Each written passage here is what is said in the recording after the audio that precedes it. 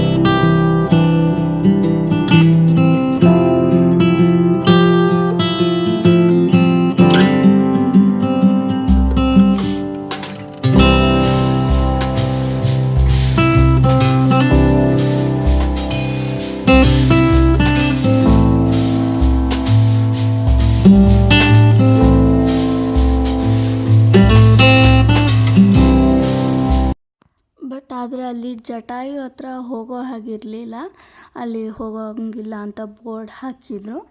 ಮತ್ತು ಇಲ್ಲಿ ಒಂದು ಫುಟ್ ಪ್ರಿಂಟ್ ಕೂಡ ಇತ್ತು, ನಮಗೆ ಯಾರ್ದು ಅಂತ ಗೊತ್ತಾಗಿಲ್ಲ. ಅಂದರೆ ಅದು ಜಟಾಯು ಸೀತಾಮಾತೆನ ರಾವಣ ಅಪಹರಿಸ್ಕೊಂಡು ಹೋಗಬೇಕಾದ್ರೆ ಇಲ್ಲಿ ಜಟಾಯುದು 2 ರೆಕ್ಕೆನ ಕತ್ತರಿಸಿದ್ದು ಅಂತ ಅಲ್ಲಿ ಇರೋರು ನಮಗೆ ಹೇಳಿದ್ದು. ಈಗ ಇಲ್ಲಿ ಕಾಣಿಸ್ತಾ ಇರೋದು ಇದು ಕೂಡ ಲೇಪಾಕ್ಷಿಯಲ್ಲಿ ಇರುವಂಥ ಒಂದು ಟೆಂಪಲ್. ಈಗ ನೆಕ್ಸ್ಟ್ ನಾವು ಅಲ್ಲಿಗೆ ಹೋಗ್ತಾ ಇದ್ದೀವಿ, ಹೋಗೋಣ ಬನ್ನಿ.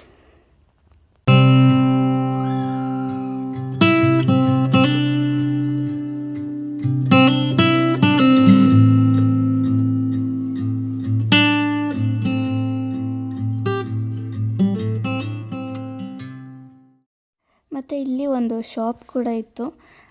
ಇಲ್ಲಿಂದು ಏನು ಸ್ಪೆಷಲ್ ಅಂದರೆ ಇಲ್ಲಿರೋದೆಲ್ಲ ಬರೀ ವುಡನ್ ಐಟಮ್ಸ್.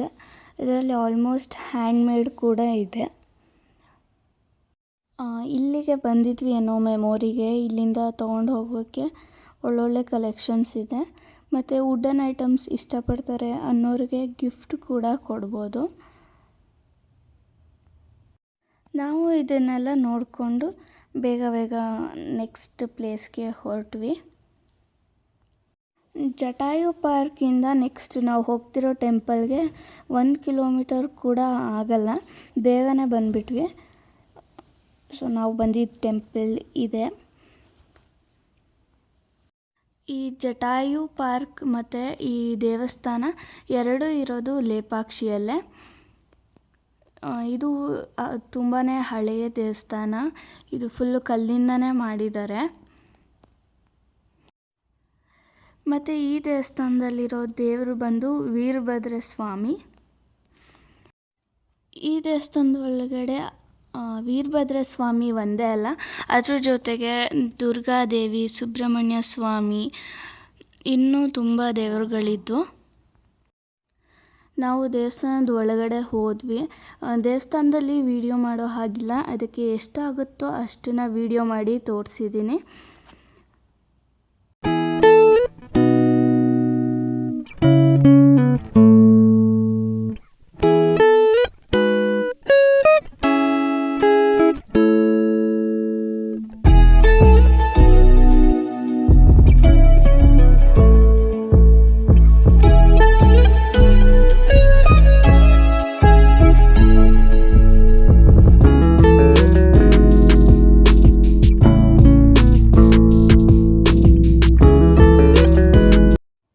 ದೇವಸ್ಥಾನದಲ್ಲಿ ಸುಮಾರು 1000 ಕಂಬಗಳಿದೆ ಅಂತ ಹೇಳ್ತಾಯಿದ್ರು.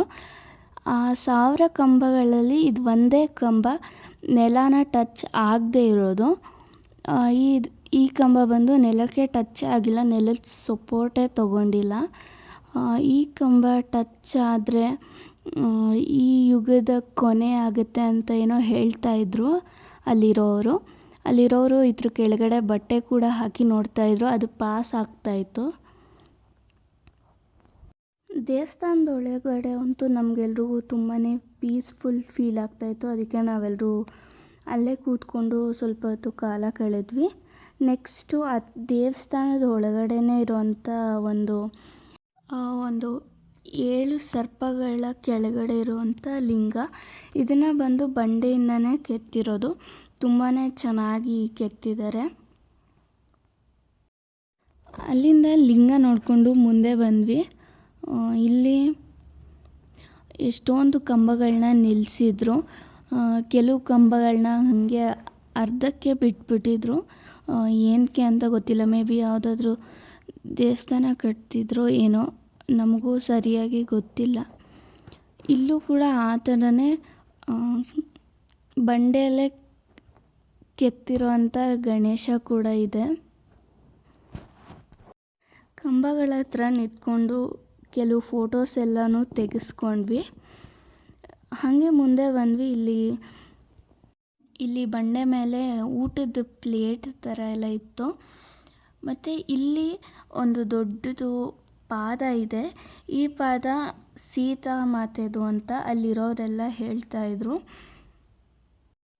ಇದು ರಾವಣ ಸೀತಾಮಾತೆನ ಅಟ್ಟಿಸ್ಕೊಂಡು ಬಂದಾಗ ಸೀತಾಮಾತೆ ಒಂದು ಹೆಜ್ಜೆನ ಇಲ್ಲಿಟ್ಟು ಇನ್ನೊಂದು ಹೆಜ್ಜೆ ಎಷ್ಟೋ ದೂರದಲ್ಲಿ ಇಟ್ಟಿದ್ರಂತೆ. ನಾವು ಕೂಡ ಅದನ್ನು ನಮಸ್ಕಾರ ಮಾಡಿಕೊಂಡು ಮುಂದೆ ಬಂದ್ವಿ. ಸೀತಾಮಾತೆಯ ಪಾದ ಎಲ್ಲ ನೋಡಿ ಅವರು ಕಾಲಿಟ್ಟಿರೋಂಥ ಭೂಮಿ ಮೇಲೆ ನಾವೆಲ್ಲ ಬದುಕ್ತಿದ್ದೀವಿ ಅಂತ ತುಂಬಾ ಖುಷಿ ಆಯಿತು. ಈಗಲೂ ನಮಗೆಲ್ಲ ರಾಮಾಯಣ ನಡೆದಿದೆ ಅನ್ನೋದಕ್ಕೆ ಪ್ರೂಫ್ಗಳು ಇವೆಲ್ಲ. ಸೊ ಇದನ್ನೆಲ್ಲ ನೋಡಿಕೊಂಡು ಹಾಗೆ ಮುಂದೆಗಡೆ ಹೋದ್ವಿ. ಮುಂದೆ ಹೋಗಿ ಸ್ವಲ್ಪ ಹೊತ್ತು ಎಲ್ಲರೂ ಇಲ್ಲೇ ಕೂತ್ಕೊಂಡು ಕಾಲ ಕಳೆದ್ವಿ.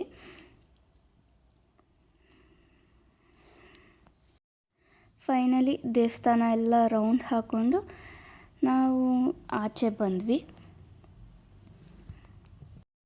ನಮ್ಮೆಲ್ರಿಗೂ ಆ ಕಂಬ ಮತ್ತು ಸೀತಾಮಾತೆ ಪಾದ ಇದೆಲ್ಲ ನೋಡಿ ತುಂಬಾ ಖುಷಿ ಆಯಿತು. ಅಲ್ಲಿಂದ ಆಚೆ ಬಂದ್ವಿ. ನೆಕ್ಸ್ಟ್ ನಾವು ಬಂದಿದ್ದು ಹತ್ರನೇ ಇರೋವಂಥ ನಂದಿಗೆ. ಈ ನಂದಿನ ಒಂದೇ ಬಂಡೆಯಲ್ಲಿ ಪೂರ್ತಿ ಕೆತ್ತಿರೋದು. ನಾವು ನಂದಿ ಕೂಡ ನೋಡಿಕೊಂಡು ಅದಕ್ಕೂ ನಮಸ್ಕಾರ ಹಾಕಿ ನಮ್ಮ ಜರ್ನಿನ ಕಂಟಿನ್ಯೂ ಮಾಡಿದ್ವಿ. ಸೊ ನಾವು ಒಂದೇ ದಿನದಲ್ಲಿ ತುಂಬ ಪ್ಲೇಸಸ್ನ ಕವರ್ ಮಾಡಿದ್ದೀವಿ.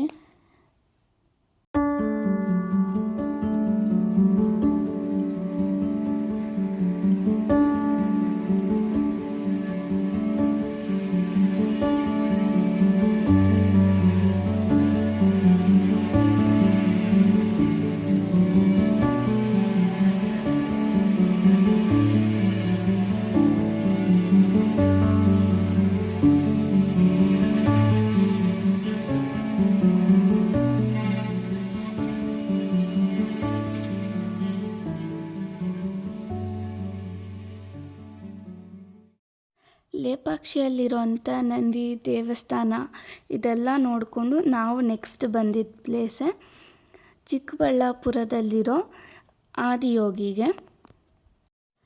ನಾವು ಎಲ್ಲ ಪ್ಲೇಸಸ್ನ ಮುಗಿಸ್ಕೊಂಡು ಲಾಸ್ಟಿಗೆ ಇಲ್ಲಿಗೆ ಬಂದಿದ್ದು.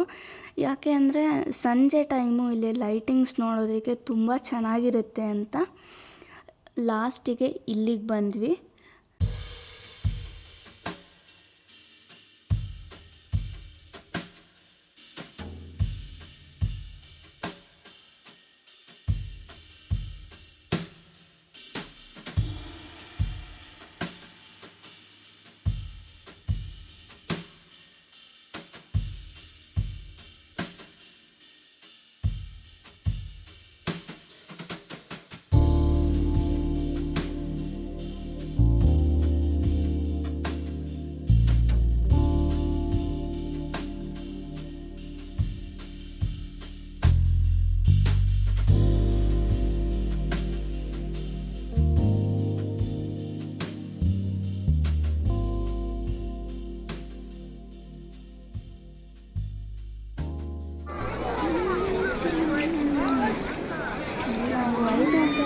ಅಷ್ಟೊತ್ತಿಗೆಲ್ಲ ಅಲ್ಲಿಗೆ ರೀಚ್ ಆಗಿದ್ವಿ.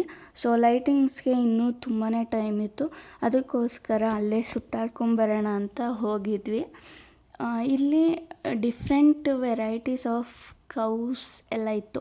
ಅಂದರೆ ಬೇರೆ ಬೇರೆ ಸ್ಟೇಟಲ್ಲಿ ಇರುವಂಥ ಬೇರೆ ಬೇರೆ ಜಾತಿಯ ಹಸುಗಳನ್ನ ಇಲ್ಲಿ ಕಟ್ ಹಾಕಿದ್ರು. ಸೊ ನಾವು ಅದನ್ನೆಲ್ಲ ಒಂದು ರೌಂಡ್ ನೋಡ್ಕೊಂಡು ಬಂದ್ವಿ. ಇಲ್ಲಿ ಹಸುಗೆ ಫೀಡ್ ಮಾಡೋ ಆಪ್ಷನ್ ಕೂಡ ಇತ್ತು. ಅಂದರೆ ಹಸುದು ಫುಡ್ ಅವರೇ ಇಟ್ಟಿರ್ತಾರೆ, ನಾವು ತೊಗೊಂಡು ಅದಕ್ಕೆ ಫೀಡ್ ಮಾಡಬೇಕಿತ್ತು. ಮತ್ತು ಅಲ್ಲಿಂದ ಬಂದ್ವಿ. ನಾವು ಅಲ್ಲಿಂದ ಬಂದು ದೇವಸ್ಥಾನದ ಒಳಗಡೆ ಹೋಗಿದ್ವಿ.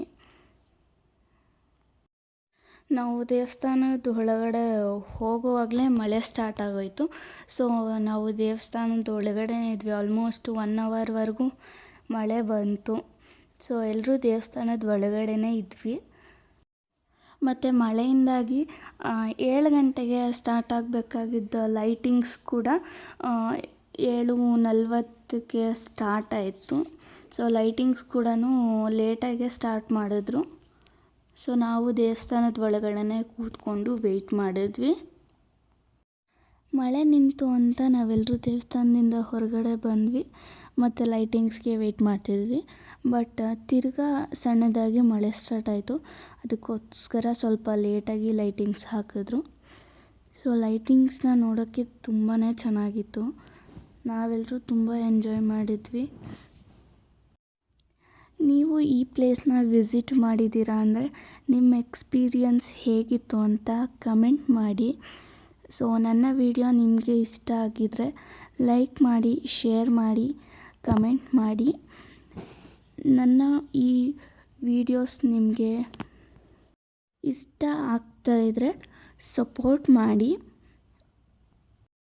ನಿಮಗೆ ನನ್ನ ಕಡೆಯಿಂದ ಯಾವ ಥರ ವೀಡಿಯೋಸ್ ಬೇಕು ಅನ್ನೋದನ್ನ ಕಮೆಂಟ್ ಮಾಡಿ. ನಾನು ಕೂಡ ಆ ಥರ ವೀಡಿಯೋಸ್ನ ಮಾಡೋದಕ್ಕೆ ಟ್ರೈ ಮಾಡ್ತೀನಿ. Thank you for watching. See you all in next video. Bye.